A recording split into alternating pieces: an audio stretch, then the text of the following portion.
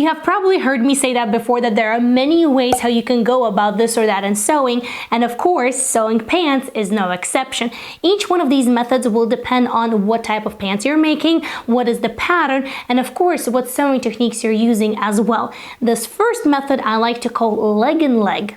I'm working here with 3 pairs of pants since we have 3 different methods. Each one of them has been cut the same. So we have 2 back pattern pieces and 2 front pattern pieces. You can clearly see that this is a front pattern piece by shorter crotch extension and the pockets.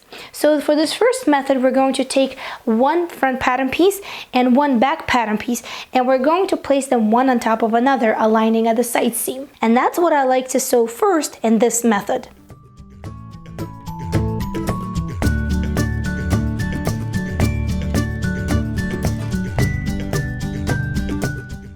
Now here's an extra tip. A lot of times, especially when sewing for small children, we can face really narrow hems that is really hard to complete. So in this case, after completing the side seam, I like to go ahead and finish the hem of these pants while having it flat. After the side seam is complete, let's go ahead and finish the inner leg seam. For that, place your pant leg right sides together and align the front and the back at the inner leg seam. This is what you're going to have after you're done. Now take any leg, it doesn't really matter which one, and turn it right side out. Leave the other one as is. So now we're going to put it leg in leg. That's the reason I call it that method this way. Take the leg that you turned right side out, stick your hand in it like so, and now go ahead and place it inside of this other leg. Let's go ahead and align them at the crotch and make sure that we align the center front and center back as well. Now, all in one seam, I'm going to complete the crotch area from here all the way till here. So this is center front and this is center back. Now my crotch seam is all sewn up. Here's an extra tip. If you're working with a particularly bulky seam, you might want to nest the seams or the seam allowances, just like I did right over here. You see one seam allowance is pointing this way, the other one is pointing this way, but it gives us a really clean connection here. Let's turn this right side out and take a look. Now you just have to finish the waistband using techniques of your choice, and that's it. Your pants are done using leg and leg method. Personally, I like to use this method quite a bit. I use it for any pants that are made just like these ones from stretchy materials that don't require a zipper.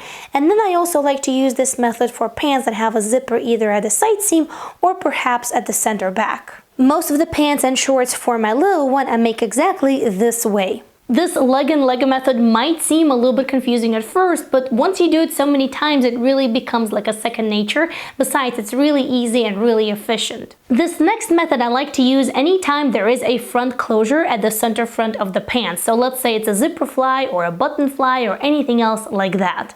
Here, the sequence of steps is going to be almost entirely opposite. Here I have 2 front pattern pieces and here I have 2 back pattern pieces.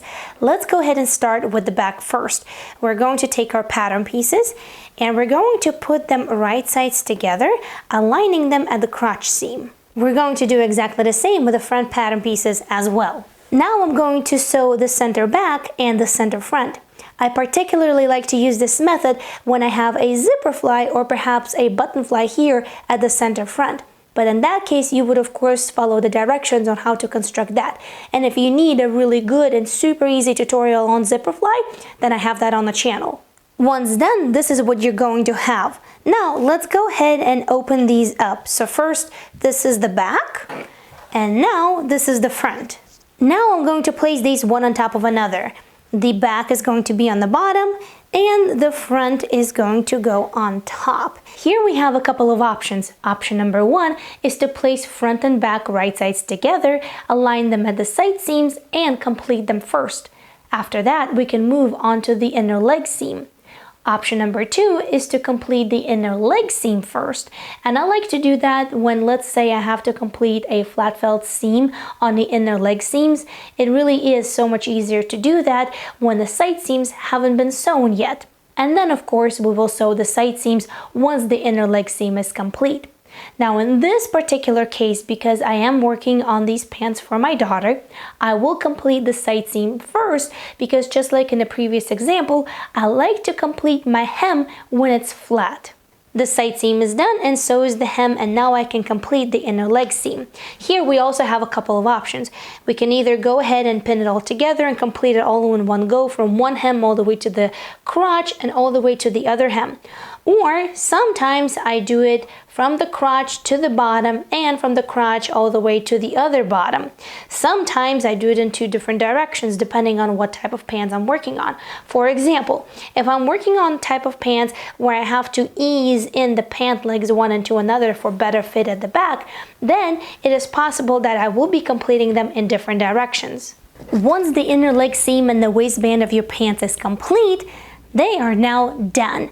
Now here I really want to mention that this is not the only way how you can assemble your pants that feature a zipper at the center front. There are many other ways how you can do it. It just so happens that this is my preferred method. As always, find what works best for you. And remember that I'm sharing with you the experience and the things that work for me. Now this third method, I don't use it quite often, however it does have certain advantages. So let's take a look. Here we're actually going to start by sewing the inner leg seam first, which is the biggest difference between this and the first 2 methods. Take your front pattern piece and your back pattern piece, place them right sized together and align them at the inner leg seam, and let's go ahead sew it on this side and on the other side as well. Once the inner leg seams are done, this is what we're going to do next. Take one leg, take the other leg, and let's place them right sides together in the crotch area. So front to front, back to back. Again, I will go ahead and nest the seam and sew it.